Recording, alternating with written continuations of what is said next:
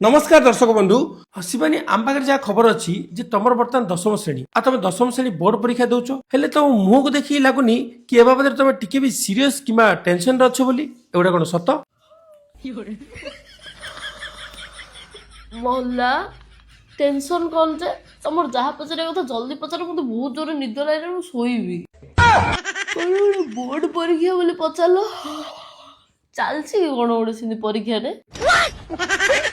से आमर किसी टेंशन ना आमठू अधिका टेंशन आम टीचर मानक कौन पाइना से 100% रिजल्ट देखेबार अच्छी आम तो नवम एबीसीडी शिखिलु आ दशम बोर्ड परीक्षा दबु आमठू तुम कौन आशा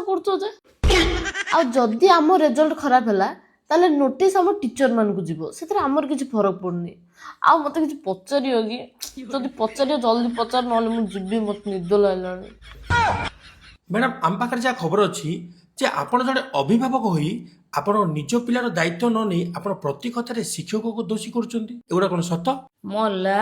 आउ दोष देवी क्या दोष देवी मो पिला स्कूल जाऊँगी कौन पे मोर तो घरे केते काम आगे आप देखुं पिला को स्कूल छाड़ुची माने पिला को पाठ पढ़ा जमी दायित्व पिला देहरे कोड़ी मली जमी गला पिला झाड़ा गला कि नहीं एसबू चेक करवा भी तांकर ही दायित्व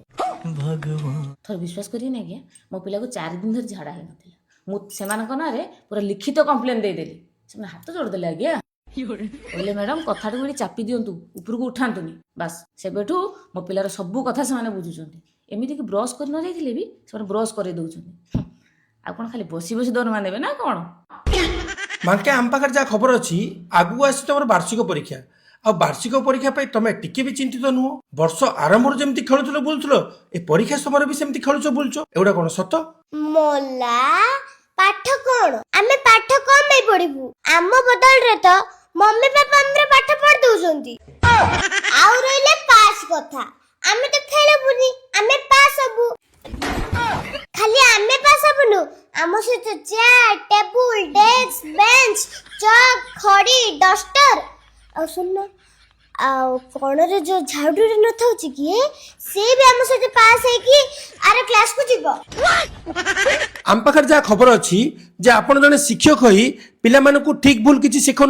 दशम श्रेणी पिला विद्यालय शेष दिन में स्कूल रो अनेक गुड़े जिनस को नष्ट कर दउछंती पाठ तो पढ़ु नांती कलम रे यूनिफॉर्म को गारेई छिंडेई नष्ट कर दउछंती आपण शिक्षक होई सेठी कोन करछंती ए सब तामसा देखुछंती एगुडा कोन सत मल्ला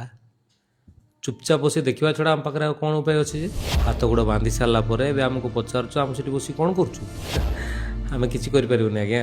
जदि आम कि करूँ ताल पिला माने आमको रिटर्न रे शुद्ध मूल सहित सब फेरई देवे आम जदि आकट करने को जाकि पिला मानक चापुड़ाटिए मारू ता प्रतिबदल में पिला आमको 2 चापुड़ा मारदेवे जदि हाथ न मारी पार्टी भात आमको मारदेवे जदि छात्र समाज विशृंखलित हबारे अभिभावक और समाज उपर किसी प्रभाव पड़ूनी